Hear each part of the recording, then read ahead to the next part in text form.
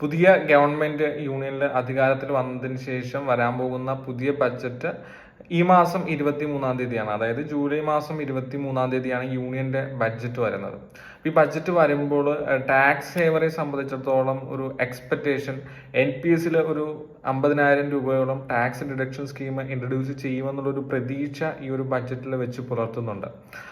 ഇപ്പൊ നിലവിൽ നമുക്ക് ടാക്സ് സേവിങ് കിട്ടുന്നത് under section 80C LIC premiums, PPF, insurance premiums, ഇതിലൊക്കെയാണ് 80C കിട്ടുന്നത്. 80D വരുമ്പോൾ മെഡിക്കൽ ഇൻഷുറൻസ് വെച്ചിട്ട് നമുക്ക് ടാക്സ് ഡിഡക്ഷൻ സ്കീം കിട്ടും.